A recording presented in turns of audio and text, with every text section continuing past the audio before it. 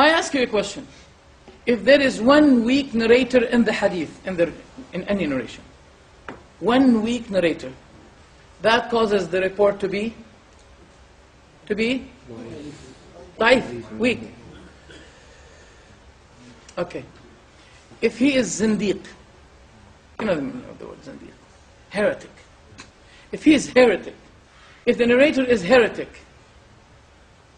the hadith will be even fabricated, or kadhab, liar. If he is kafir, then the hadith is also fabricated, not accepted. How can we accept hadith from one who is not Muslim? But suppose a Christian said, I heard the Prophet Muhammad saying, etc., etc. What? You're not Muslim. Okay? Now, who collected the Quran? Those whom the Shia slander, and they say that they become apostated after the Prophet's death. Now, if we say that, we're going to be slandering the Quran, because they are the collectors of the Quran. And if they don't deserve to be the one who collect the Quran, then why God made the collection of the Quran and the protection of the Quran had been done by them? Why by them? If we say, for example, they are bad, then the Christian and the Jew and the Hindu, they have the right not to believe in the Quran. They're going to be saying, wait a minute, Shia say that the companions are apostated after the Prophet's death, and they are the one who collected the Quran. Excuse me, I don't need to follow your book, because the book has been collected by those who are kafir. That will be bringing a great doubt against the book of Allah.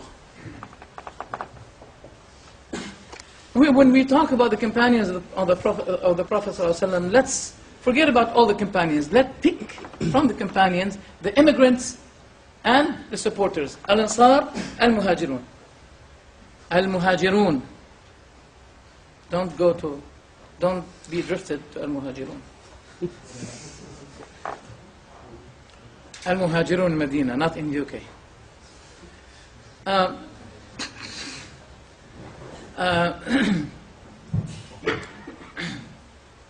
Allah subhanahu wa ta'ala, I want your answer all. Did Allah praise Al-Muhajirin and Al-Ansar in the Quran or not? Yes. Is there anyone who says no? We all agree. That's good. Okay, there's another verse in the Quran where Allah praised one person whom the Shia have big problem with him. And that is Abu Bakr. لا تحزن إذ يقول لصاحبه لا تحزن إن الله معنا. They have a problem with the one whom the Prophet made it clear that Allah is with us. What's the meaning of Allah with us? In support and victory. As a Tusi, a Shiite interpreter of the Quran, he declared it, that this ma'iyah is the ma'iyah of the support. And I saw one of the supplications of the Shia. They say in their supplication, if they want to be supported against the enemies, Inna Allah ma'ana, la tahzan, Inna Allah, don't grieve, Allah is with us. They use this verse in the Quran as indicative to the meaning of support and ally. So if Allah said that I am with Abu Bakr, who's he to say no? After Allah said he is. Usually the Shia, there's something good they say sometimes. They say, we go with the Quran. Anything that contradicts with the Quran, throw it. Throw it in the wall, in the bin, if you want. Anything that contradicts the Quran, throw it in the bin. That's a good thing. But do they apply it? Allah is saying, لا تحزن إن الله معنا. Now Allah is supposed to be against him, not with him. So they have problem with the best kind of companions. The one who succeeded him, the one whom the Prophet before his death said, let Abu Bakr lead the people. And the beautiful word narrated by Ali, the cousin of the Prophet ﷺ, he said a beautiful word to Abu Bakr. He said, the Prophet had chosen him to be the leader in our matter of religion. That means the prayer. Shouldn't we rather choose him and be pleased with him to be the leader for our matter of life? That means leadership. As a leader, president. Shouldn't we?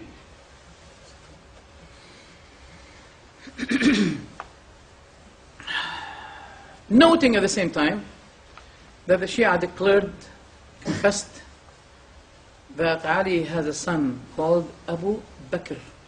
And Abu Bakr is a nickname, a kunya. It's not a name, it's a nickname. That means he is the father of Bakr. That's a kunya of Abu Bakr.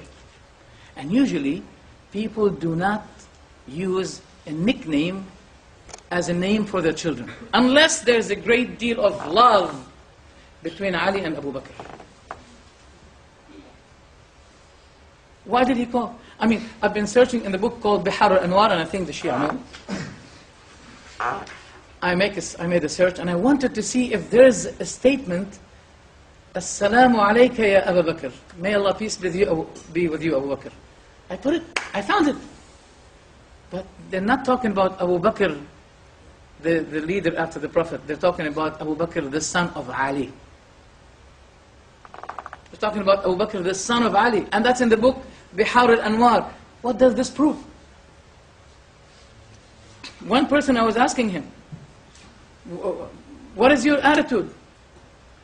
He said, names have no problems.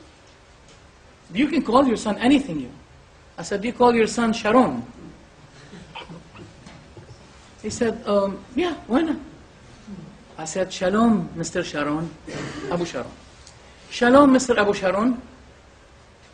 How come? They don't call their daughters Aisha, they have a problem with Aisha. They don't call their sons Umar, they have a problem with Umar. Why do they have problem with the best kinds of the companions of the Prophet ﷺ who became the leaders after him, and they died, and now they are beside him in his sepulchre?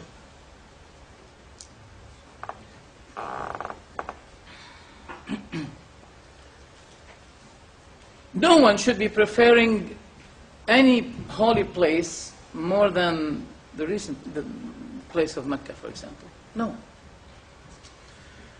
Because Allah said, إِنَّ أَوَّلَ بَيْتٍ وُضِعَ لِلنَّاسِ لَلَّذِي بِبَكَّةِ. The first house that have been established for people is the house which is Bakka.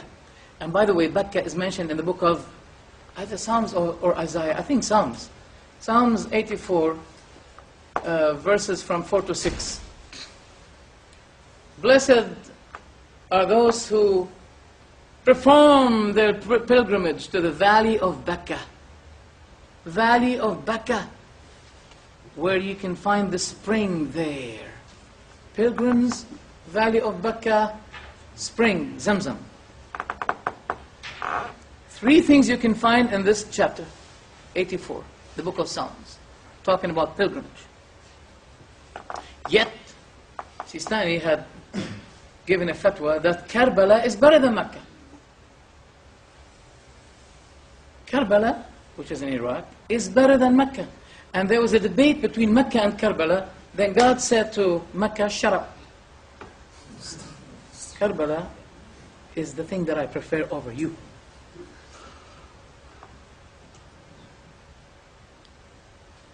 I mean, if it's better, why don't you go there? Now, don't cause troubles in Mecca.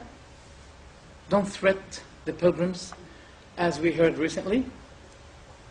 Why do you have to do that?